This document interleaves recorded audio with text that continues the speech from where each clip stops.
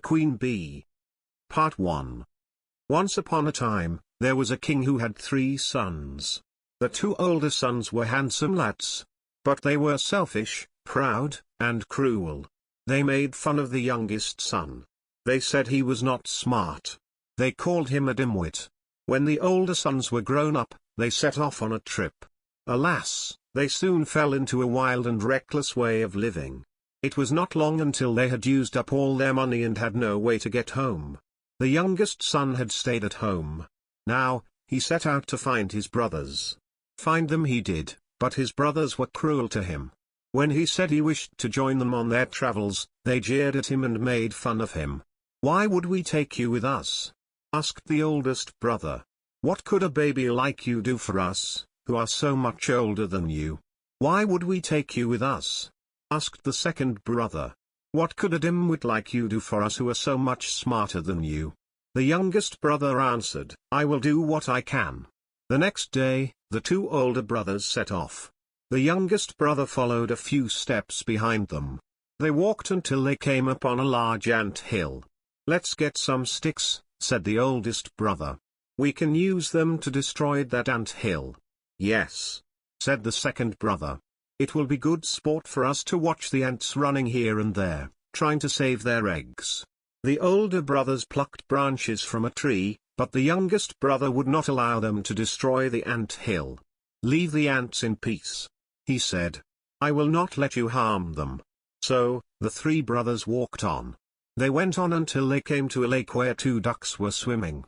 "Let us catch those ducks and roast them," said the oldest brother. "Yes," said the second brother. "They will make a tasty snack." But the youngest brother would not allow his brothers to kill the ducks. "Let the ducks be," he said. "I will not let you harm them." So, the 3 brothers walked on. They went on until they came upon a beehive in an old, hollow tree. The beehive was full of honey. It was so full that the honey trickled down the trunk of the tree. "Let us make a fire and smoke out the bees," said the oldest brother. "Yes," said the second brother. "Once we have smoked them out, we will eat up their honey." But the youngest brother would not allow his brothers to build a fire. "Leave the bees alone," he said. "I will not let you harm them." So, the 3 brothers walked on until they came to an enchanted palace. A witch had cast a spell on the palace. She had transformed every living thing in it into a statue. The stables were filled with stone horses. The rooms were filled with stone men. The brothers made their way through the palace. They peeked into a few rooms. For a long time, they saw nothing but men and ladies of stone. At last, they came to a room with 3 locks and a small window. The brothers peeped in the window. They saw a little old man sitting at a table. They spoke to the man. The man did not respond. The brothers spoke to the old man a second time. Still, he did not respond. They called one last time. This time, the old man seemed to hear them. He did not speak, but he stood up and walked over to them. His face was grey and stony, like a statue. Without speaking, the old man unlocked the 3 locks and led the brothers to a table. The table was loaded with good things to eat. The old man motioned for the brothers to sit and eat. When they had eaten, he showed each of them to a bedchamber. The brothers soon fell asleep. The brothers slept soundly. The next morning, the old man came and woke up the oldest brother. Without saying a word, he led him to a table. On the table were 3 stone tablets.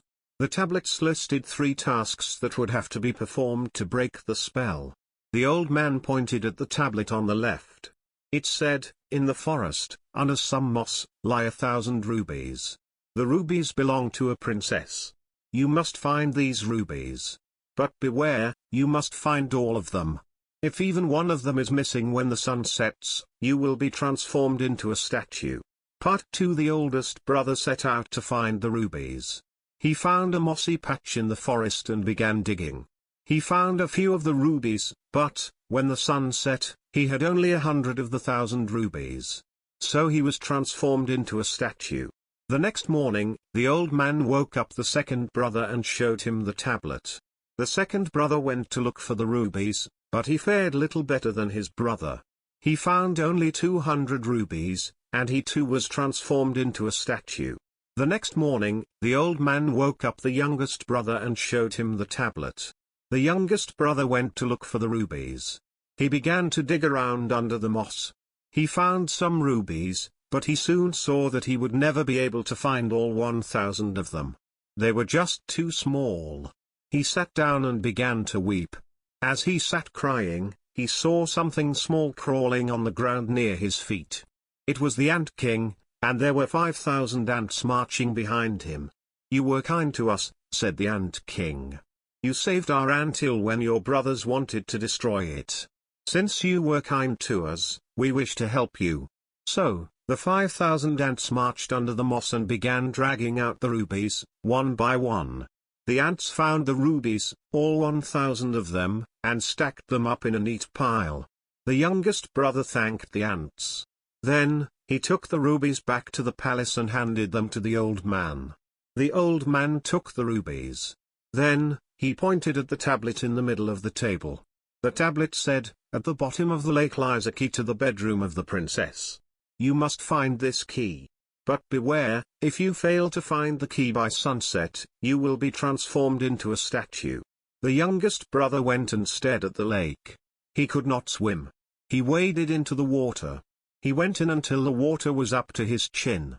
He felt around with his feet. Still, he could not find the key. The youngest brother was about to give up when 2 ducks swam up. They were the 2 ducks he had saved on the way to the palace. "You were kind to us," said one of the ducks.